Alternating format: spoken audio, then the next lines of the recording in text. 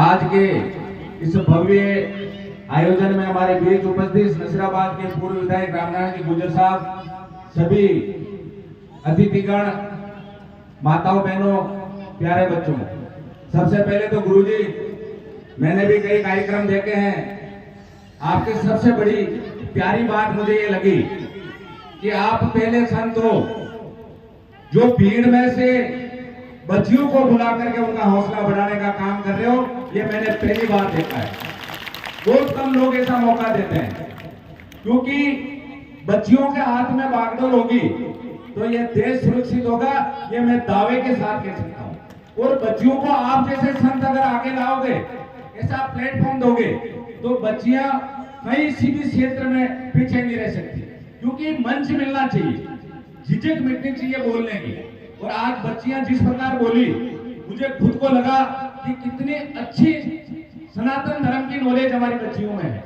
ये इतना अच्छा कार्यक्रम आप कर रहे हो, इसके लिए आपको बहुत बहुत साधुवाद। और सनातन संस्कृति, हिंदू धर्म के बारे में हम क्या बताएं, पूरा विश्व, आज पूरा संसार शांति की तलाश में अगर ढूंढ रहा है तो हिंदुस्तान को ढूंढ रहा है, हिंदुस्तान के सर्जने को ढूंढ रहा है। किसी को भी अगर शांति की जरूरत है तो इस हिंदू धर्म, सनातन संस्कृति का लोहा पूरा संसार मान चुका है। और मैं तो आप लोगों से यह कहना चाहूंगा कि कथा सुनना, सत्संग सुनना, इसके बहुत लाभ है। एक छोटा सा वाक्य समय हो तो मैं आपको बताना चाहूंगा। एक गांव के अंदर एक व्यक्ति था, उसके 5 बेटे थे। उसके पिताजी उठते ही उनको एक ही शिक्षा देते थे कि बेटा कभी भी सत्संग में मत जाना। रोज उठते एक ही काम, सुबह 5 बेटों की क्लास लेते, सत्संग में मत जाना।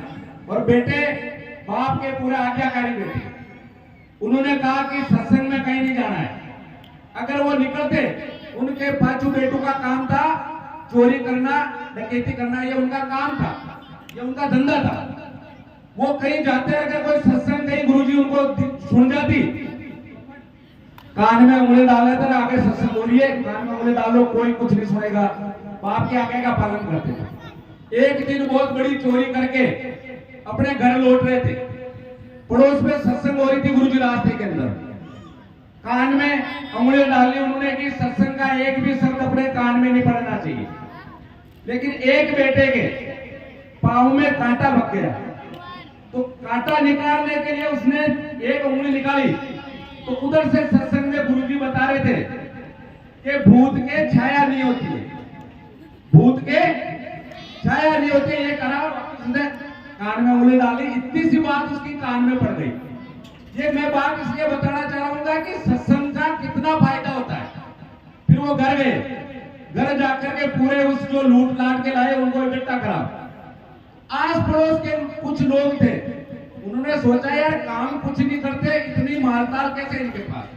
वो किसी को पता चल गया कि ये लूट करके चल लाते हैं। उन्होंने योजना बनाई कि ये लूट के लाते हैं, इनको लूट के ऊपर चलते हैं। तो लूट करके भूत का रूप करके, भूत की ड्रेस पहन करके वो 4-5 आदमी आ गए। आए, जैसे उनको देखा और सारे 4 लड़के भागने लगे इधर उधर, अरे भूत आ गया, छोड़ो इस माल को। लेकिन एक बेटे ने यह चीज सुनी थी कि भूत के छाया नहीं होती है। वो कांटा भगा जो सुन ली उसने, अरे उसने कहा रुको, ये भूत नहीं है, लट लाओ, अंदर लट पड़े। और लट ला करके उन डाकुओं ने भी अपना जान बचा लिया, सत्संग की एक बात सुनकर। इसलिए सत्संग का कितना लाभ होता है। मैं तो आपसे यही निवेदन करना चाहता हूँ कि आप लोग सौभाग्यशाली हो। इस जंगल के अंदर गुरुजी ने मंगल कर दिया, इतना बढ़िया पंडाल बना रखा है। ऐसे डोम तो बड़े बड़े शहरों में लगते हैं।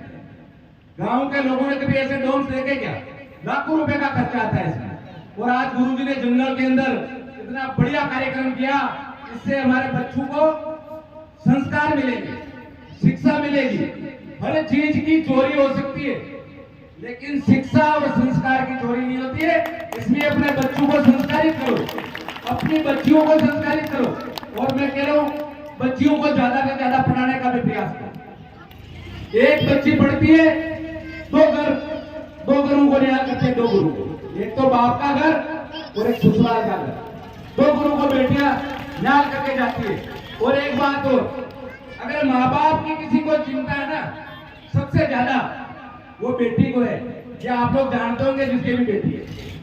अगर कोई बेटा माँ बाप बीमार है तो एक बार कह देगा मेरे पास टाइम नहीं है, लेकिन बेटी ससुराल में भी है, अगर उसको कह दिया कि मेरे माँ बाप में दुख है तो भाग करके सबसे पहले बेटी आती है, बेटी छोड़ के नहीं जा सकती। इसलिए बेटियों को पढ़ाओ, बेटी हमारा अमूल्य धन है।